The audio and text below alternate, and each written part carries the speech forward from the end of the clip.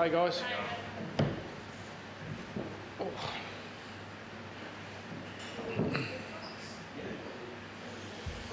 I guess Dave, pretty guts. It was especially early, pretty gutsy performance. But how did you assess it overall? Yeah, our guys really came to play today. I thought it was a great learning experience for our group against a top field team. We mentioned the fact early in the week about pitting ourselves against, last year's grand finalists. So I was really proud of the way that the boys hung in there for that sustained period of time. Could have easily opened up a little bit. Cats didn't kick straight. But I tell you what, we had a lot of chances that we didn't take. So we had opportunities to go forward and probably had total control of the ball, and we just haven't got that connection right, and sort of in the front half of the game ground. But certainly the first quarter and the first half, we were really pleased. How much of a step forward was that performance? Like you're looking to take steps every week. How much of a step forward was that? Hard to look. I think it's hard to quantify until we get to next week, because we want to keep stepping forward. So we don't want to then just pat ourselves on the back for an effort. We want results. So we have to continue to chase those steps forward. What I was pleased with today, I thought when we got challenged, we really held our ground. I know there was a period where we were under the scrutiny from the ball down in the Cats' forward half, but I just thought we held really well. We were able to sort of band together and make the game a little bit scrappy from time to time, which is not how we want to play. But you know what? Sometimes you just have to, and that's I think that's the key learning for today. How's Aaron on? He was concussed, so he subbed out. So he'll go into the 12-day protocol. So he'll miss next week. But yeah, he's okay. In terms of the plan you brought today, it really looked like the players did stick to that. I don't know if it was the plan to congest Geelong and really make it hard for them to score, but were you happy with how, you said they missed a lot of chances, but it really did look difficult for them to score and get any proper connection going? Yeah, inside 50. Yeah, really happy. Sorry, mate. Really happy. I think what we were trying to do is to create chances ourselves in the front half, and we probably did that in the first quarter and a half, and then they readjusted a bit. I thought Kane Turner did a great job on Selwood. He's a hard player to play on.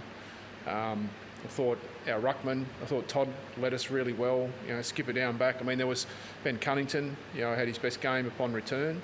So I think there were lots of mechanisms. But I think the thing outside of those individuals, and I don't like highlighting individuals, I thought we played as a team really well.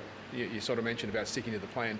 I agree. I thought we had a plan. We want to play a brand of footy that scores, and sometimes we miss some of those. But at the end of the day, we also have to play in a manner that when we get into a scrap, it's okay to get into that scrap until things break open, because you know what? That's how finals get played. Finals get played like that. So I thought it was a great experience for our young guys. I mean, Power was really good again today in the midfield. So for those young guys to have that experience on a plan that we set was really good.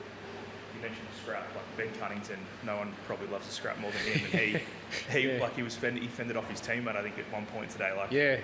How important is he to have there? And obviously you went to the tribunal, you went to the appeal to get him to play. Just how important is he for you guys? Yeah, really important. I think what I've seen since I've arrived is his ability to mentor our young guys coming through. He's really passionate about that young group coming through and leaving. He won't like me saying, but leaving his mark with those young guys and teaching them, the craft of midfield, identifying times in the game and around contest as to where to position, where to place. Now, it's a little difficult because we haven't got big bodies on Powell and Phillips and Lazaro just yet, but he's been fantastic for us in his education of the players. Aidan Bonham looked like he really stood out, was very involved in defence. How's his development been? Because obviously he's a player that come off a lot of injuries. Yeah, so Aidan did a lot of work over the pre-season with Jai. He wanted to elevate his game to the next level, which he's done. And at this stage, you'd sort of have to say he's pretty much secured a spot in the back end. He's become reliable, dependable down there. He's got a capacity to play on different matchups from time to time. He took Paddy down there a few times. He sort of swung onto Selwood a few times. So his versatility is something that I think we're starting to learn more about, as we are with most of our players. I think those first sort of 4 or 5 weeks, you find out a little bit more about the roles that maybe suit guys a little bit more than others, and that's terrific learning for not only us but for our members and our fans to see how we're growing this group. Any other injuries today? No, just a bit sore. The manner in which we played would probably make guys a bit sore, but I think Zerha will be back next week. Luke Davies-Uniacke will be back next week. I think that's about it. But yeah, but injuries are what they are. We put the group out that we've got, put some plans in place, and we go to work. So cool. Thanks guys.